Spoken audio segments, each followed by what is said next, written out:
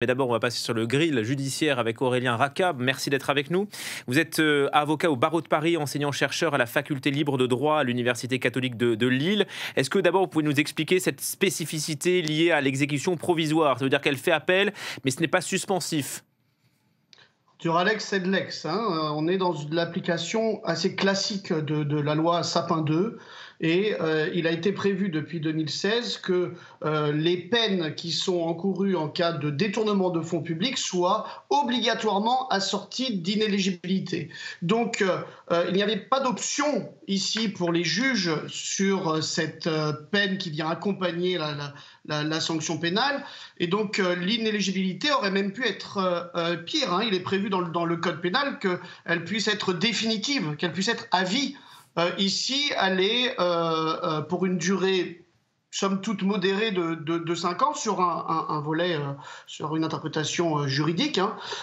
Donc il n'y a pas de disproportion dans l'appréciation qui a été faite ici par les juges par rapport à la gravité des faits. On rappelle quand même 4 millions d'euros de préjudice par rapport à la durée de l'infraction. Donc, somme toute, on est avec un jugement assez équilibré par rapport à ce que prévoit le code pénal. Pour revenir sur l'appel de Marine Le Pen, tout l'enjeu, c'est de savoir s'il peut avoir lieu, si le procès peut avoir lieu avant 2027. Est-ce que ça vous paraît possible ? Ça me paraît compliqué. On est à l'issue de 10 ans d'enquête déjà dans cette procédure et une procédure d'appel en moyenne en France dure au moins 2 ans dans des cas classiques. Donc pour que l'appel soit réduit, il faudrait vraiment qu'il y ait des demandes expresses en ce sens. On ne doute pas qu'elles seront faites par les avocats, mais vu l'importance du dossier, je doute fortement que l'on puisse avoir un appel dans un délai si réduit. Pour expliquer l'exécution provisoire, si j'ai bien compris, la juge estime qu'il y a un risque de récidive. Sur quoi elle se base ? Elle se base clairement sur la gravité des faits. Ce que je viens juste de vous rappeler, le fait qu'il y ait un système qui a été mis en place, qui a été pensé par le parti et le rôle central détenu par Marine Le Pen, c'était vraiment un point central du jugement, c'est ce rôle central joué par Marine Le Pen dans cette organisation interne du parti, d'avoir des emplois fictifs et que tous les députés du Front National à l'époque, je vous rappelle qu'ils étaient passés de 3 députés européens à 24 députés européens lors des élections européennes de 2014. C'était le moment où il y avait eu une bascule et que pour la première fois, le Front National était devenu le premier parti politique français représenté au Parlement européen. Et donc ce système qui a été mis en place, c'est ce risque de récidive que l'on poursuive à embaucher des collaborateurs au niveau national, alors que normalement, ces collaborateurs européens doivent travailler au Parlement européen pour la cause européenne et pour les institutions européennes. Donc vous dites qu'elle a été au centre du système de détournement, c'est ce que dit le tribunal, à l'inverse du maire de Perpignan, Louis Alliot, qui lui également a été condamné pour inéligibilité de 3 ans, il me semble, sans exécution provisoire, pour préserver la liberté des électeurs qui ont choisi leur maire, dit la juge. Expliquez-nous ce décalage, on a du mal à comprendre.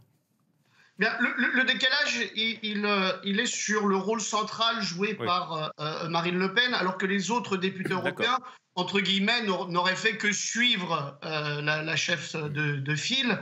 Et donc c'est là où on a une différence entre elle et les autres.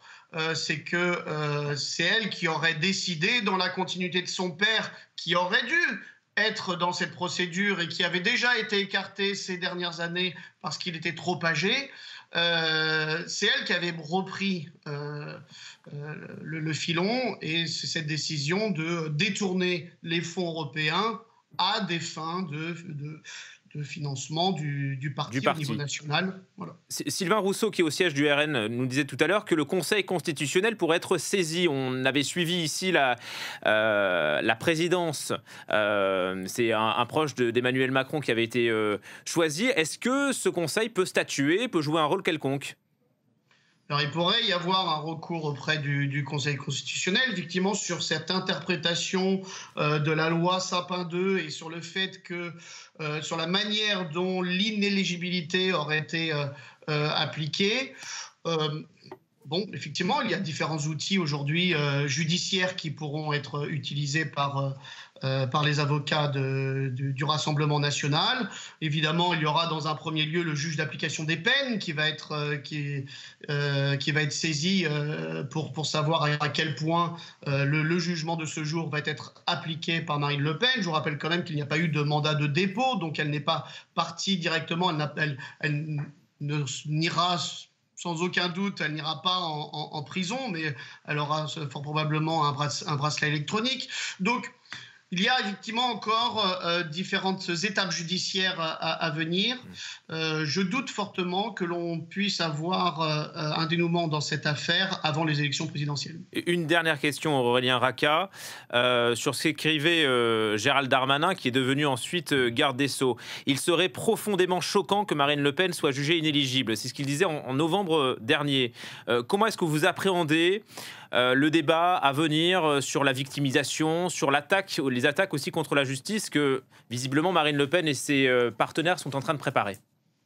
Alors, je suis désolé de vous décevoir, je me garderai bien de tout positionnement politique.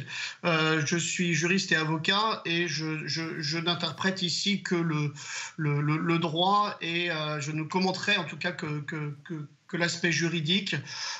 Et je le répète, sur son interprétation juridique, la décision de ce jour est tout à fait modérée et appropriée par rapport à ce que le droit prévoit. Merci infiniment, Aurélien Racah, d'avoir apporté vos lumières à cette condamnation.